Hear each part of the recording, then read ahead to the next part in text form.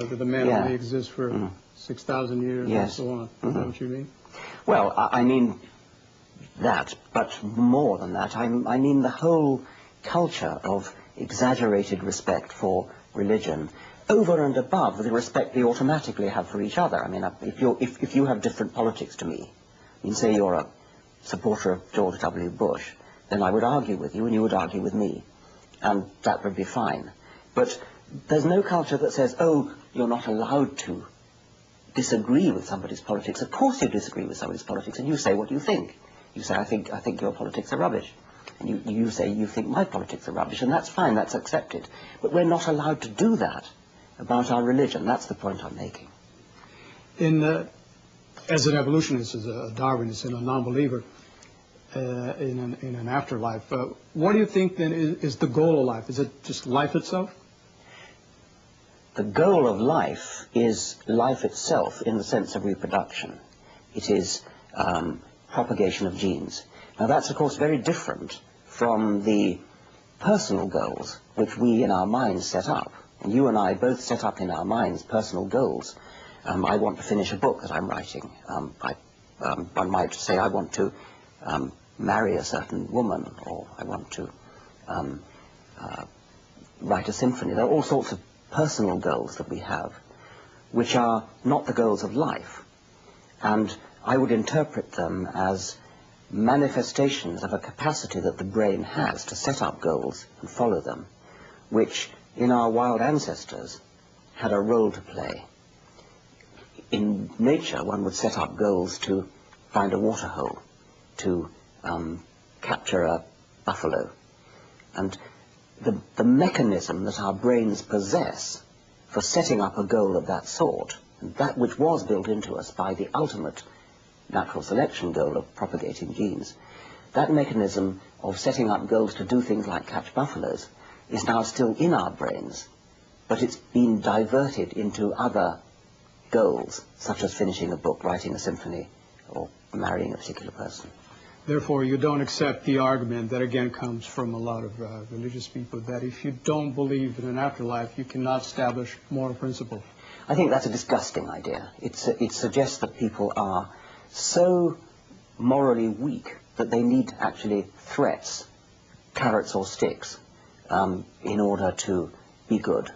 And I think it's a horrible idea that we can't be good for any other reason that we are either seeking reward or afraid of punishment. There may be people like that, but there are so many good brights, which is a new word that's just been coined for non-religious believer.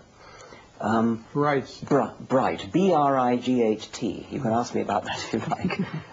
There are so many good non-believers, as well as good believers, that it's clearly nonsense to say that the only reason people are good is that they're frightened of punishment or seeking reward. There are plenty of people who are good for some other reason than that.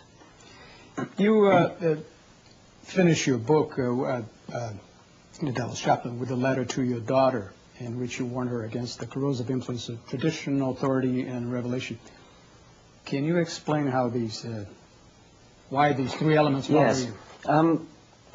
The book, the open letter to my daughter, who was then 10, was, I think, entitled something like Good and Bad Reasons for Believing. And I began by saying, have you ever wondered why we believe certain things? And I contrast evidence, which I say is a good reason for believing something, with these other things you've mentioned, like revelation, faith, tradition, authority. And I go through each of these in turn, explaining what evidence means, then explaining what tradition means, authority, faith, and revelation. And argue that she, as a 10-year-old, it's a bit hard for her to assess everything that she's told. But she could just begin to ask the question, when she's told something, is that the kind of thing which we probably know because of evidence?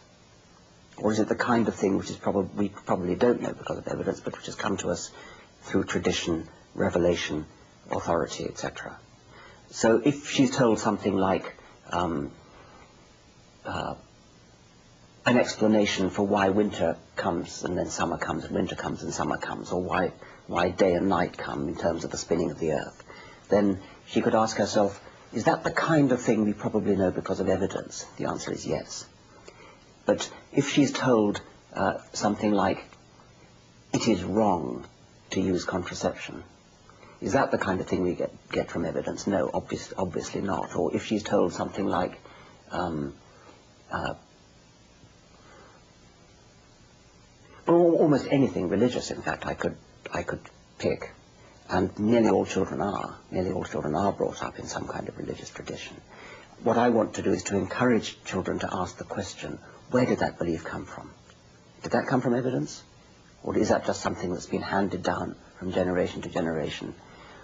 Started from nothing, or started because somebody just simply made it up and handed on because that's the way society is. Society just does work in that way, that parents tend to hand on their beliefs to their children.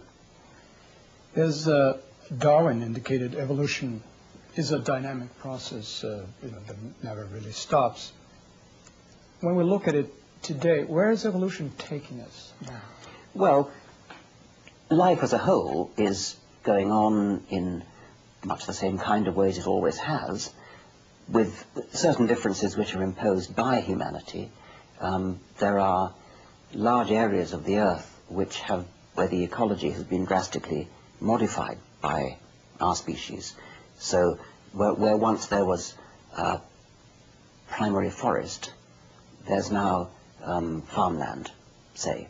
And the ecology of farmland is very different. It's not just we who are different, but many animals and plants have changed as a result of that. So there undoubtedly are changes.